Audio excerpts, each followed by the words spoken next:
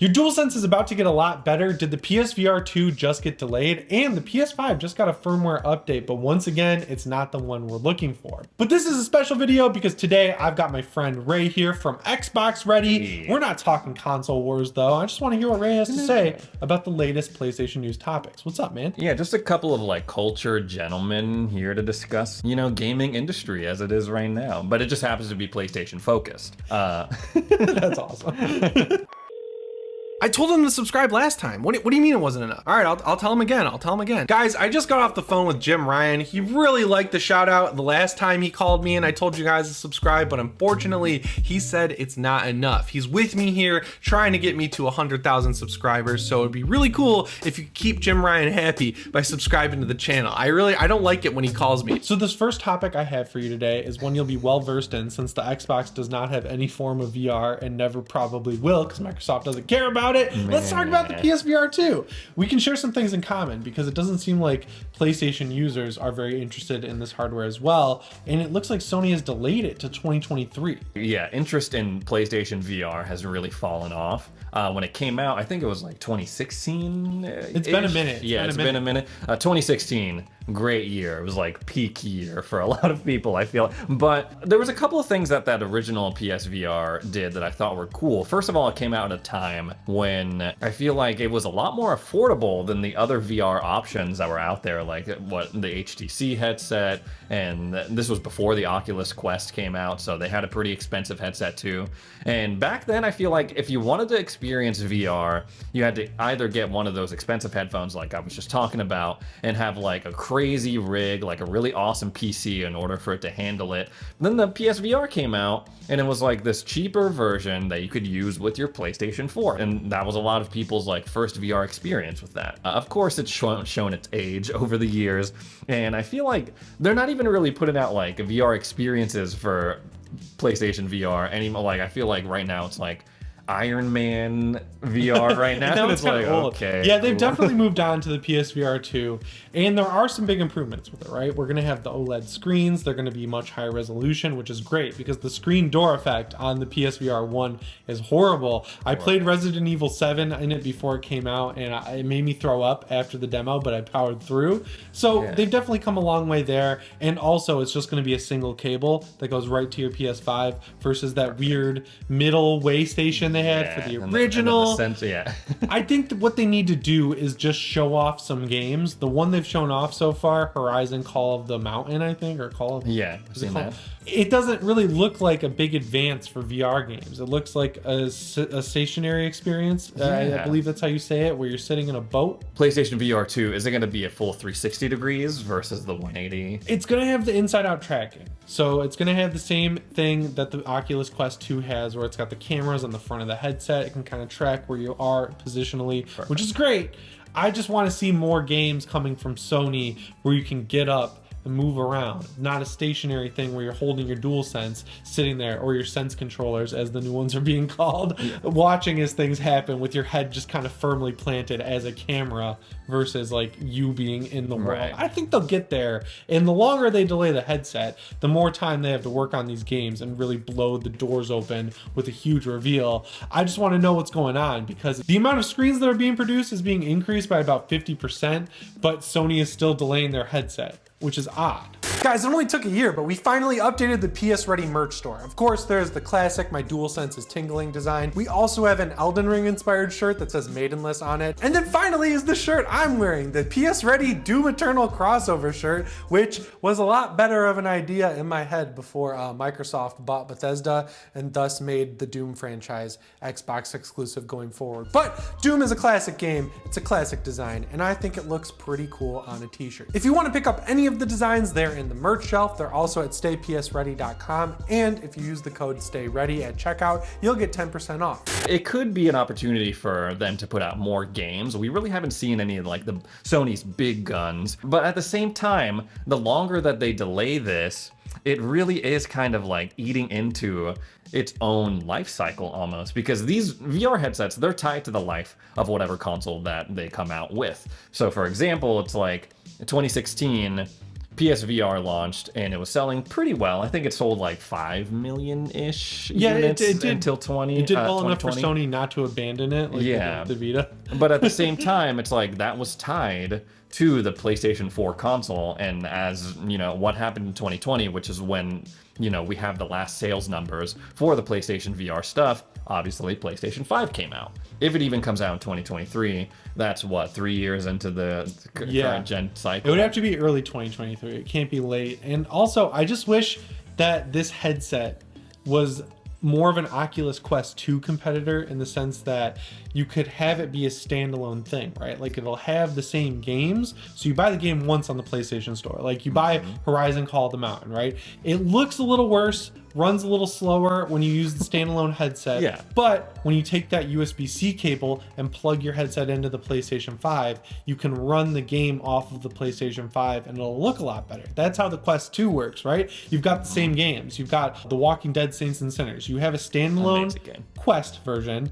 You plug your Quest into your gaming PC, you can play the PC version, which looks and runs better. Sony is just making this another PlayStation VR headset that needs the PlayStation 5 to work. Hopefully they have something in the works where they can get a standalone headset out, because people really don't want to use the Oculus Quest 2 anymore. You know, they're owned by Facebook, or Meta as they're called now. You need a Facebook account without doing a mod to actually use the headset. Sony is just like leaving money on the table. They could. It really kind of makes a noise in this market, because I feel like it really kind of changed the game with the Quest 1 and the 2, because obviously it's more affordable than the other VR headsets. You have really flexible options in terms of how you want to play, depending on your space, depending on the equipment that you have. But yeah, with Facebook is just, Meta is just not a company that people want to affiliate themselves anymore. I feel like Sony has a lot more goodwill built up, and especially with their fan base. Is it worth investing in the VR stuff, in this headset, developing a bunch of games for it, when they could make just as much money putting out like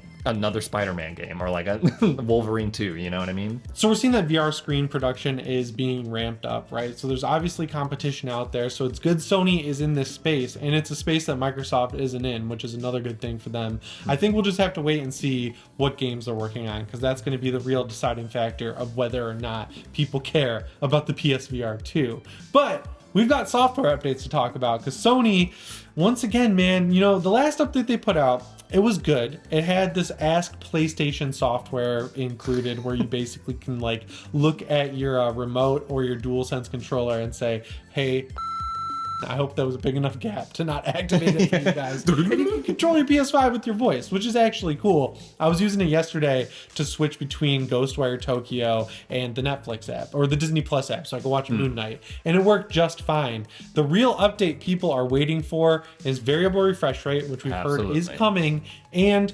1440p support, because that's the best resolution. You're going to actually get games to run at 60 frames per second and be at a good resolution above 1080p. I feel like Xbox, as much as I hate to admit it, has been doing a little bit better of a job with their software updates, because unlike Sony, it seems like from the outside, they release features when they're ready, and Sony will wait until they have a bunch of features they can package into one big firmware update to put out. Is that true?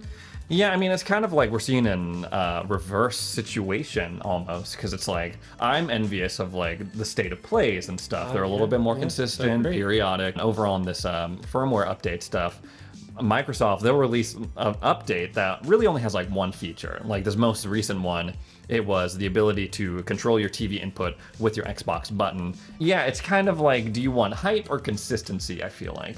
And with this most recent update for PlayStation, I feel like people are going to be disappointed that it doesn't have a variable refresh rate, like we were just talking about. It doesn't have a 1440p support. The original patch notes cracked me up for this. I feel like it just said like, it improves performance. And then, like, that's it. Improves console performance and stability. That is the classic Sony line. They've done this going back to the PS3. These updates just come out of nowhere. And really it's security stuff. Like it happens, you'll kind of notice as people get closer and closer to cracking these devices to install homebrewed apps and stuff like that. There'll always be an improved performance and stability patch coming out, which is kind of irritating when you're waiting for a specific feature to see that there is an update, then to get excited, then to read those patch notes and be like, Still not that update I want, but where Sony does, I think, beat Microsoft here is that by packaging up all of these different features into one big firmware upgrade, they stay in the news cycle for a lot longer that I've noticed than the Xbox ones do. Like when the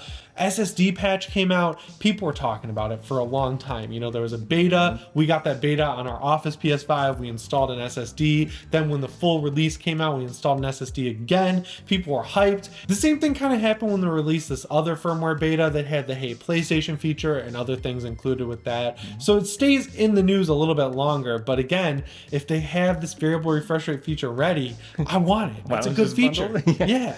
I mean, I'm no stranger in being disappointed in like patch notes, updates. I've played a lot of Halo Infinite, and that's pretty much like my whole life now. At one point, 343 put out like a patch notes that said, they were like, oh, we're putting in anti-cheat. But they didn't elaborate on it at all. And people were like, what are you going to do to like, what like combat anti-cheat? Like, what is it? And they were like, it's going to happen. Don't worry about it. And it's like still a problem. Yeah, it is a little bit different with the Xbox updates. They have a little bit different cycle, I would say.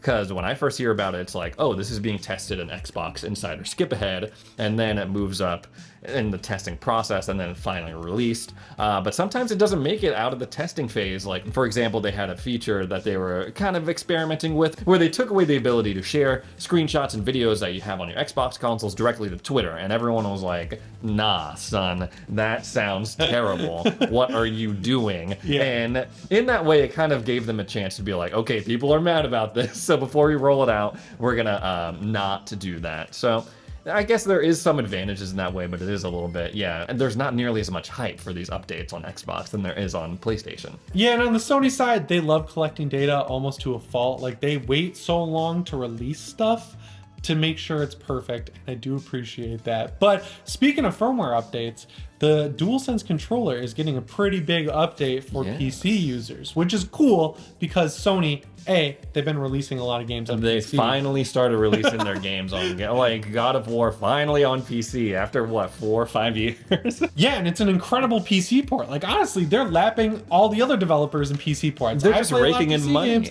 God of War runs great. They did an incredible job with that port. And same thing with Days Gone. That's another great port. But you can use a DualSense on PC. It's great. There's no uniformity at all, which is a problem, and you can't update the firmware. So if you have just a PC and no PlayStation 5, you can't get any of the firmware updates for your DualSense unless, I guess, your buddy has a PlayStation 5. You can take it over to his house, plug it in, get that firmware update real quick. Apparently, Sony has finally seen the error of their ways because a firmware update software is coming to PC. I feel like you've got some perspective here on using an Xbox controller with PC. Well, I feel like that's definitely the most common move for people who play on PC and want to do a controller. They just pick up an Xbox controller because, that integration is already there.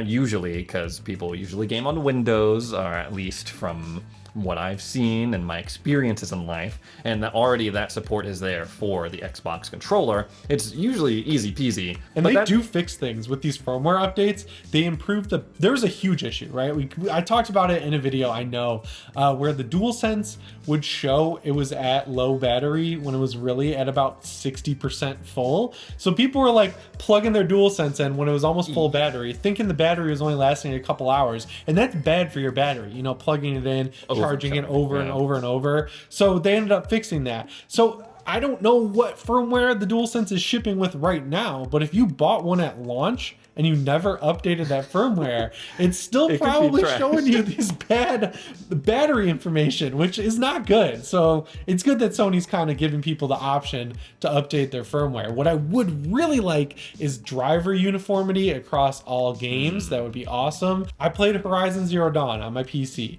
The DualSense works wirelessly with Bluetooth, absolutely fine. I love it. The God of War port comes out, I think 3 years later, I want to say, or 2 years later. You can't use the DualSense wirelessly on PC to play God of War. Yeah. I encountered that issue myself separately with a friend of mine, and I was just like, to plug it in. What is this? Which is crazy. And Xbox at the very least has this awesome little tool, an adapter, where you plug it into the USB port in your PC. It makes it override Bluetooth, and you can connect directly to this dongle. The dongle, PlayStation has a dongle. I have Google Googled this so many times trying to figure out if it works the same way. I can't tell. I just want Sony to really, if they're going to keep porting games to PC, really get that uniformity across the board that Xbox already has and has had since pretty much the Xbox 360. And I mean, it's also exciting, like you said, more PlayStation games are coming out on PC. What is the situation of like, because of the DualSense, that's the whole appeal, right? The DualSense, the haptic feedback, your controller is talking to you, it's vibrating, the triggers are like doing all sorts of weird stuff depending on like what game you're playing. There is DualSense support on like the first party Sony games, right? But like Ghostwire Tokyo just came out. If you use your DualSense with that game, you get the same performance, I don't really know what to say, you get the same features that you get on the PlayStation 5 on PC, which is awesome. I feel like there are some games that I've heard it's like the DualSense will work with all the fancy features if it's plugged in, but if it's like connected wirelessly, like I don't know. It's and you like... never know. It's never like presented to you on Steam in any meaningful way how it's going to work. So yeah, there is some hope here. Sony has a company now, like a separate LLC called PlayStation on PC. I want these people to start working hard and get things figured out to make PlayStation the best on PC and console. A game like God of War, released a couple years ago now, obviously it sold millions of copies over the years, but then again sold millions more copies when it re-released on PlayStation. Doesn't matter if people have been playing it for the past 4 years. You've probably seen all sorts of YouTube videos spoiling the whole story for you. People are like, bet, this is on PC, I'm gonna buy it all over again. Yeah, it seems like Sony's finally waking up, finally learning how to support their stuff on PC, and I'm all here for it. But Ray, if people want to hear a lot more about PC, a lot more of Xbox, what channel can they find you on? I know a lot of people who watch this channel are probably PlayStation loyalists. They don't want anything to do with an Xbox guy. But if you're interested, you can check me out at Stay Xbox Ready on Twitter, Xbox Ready on YouTube, and also on Instagram, TikTok, all that good stuff.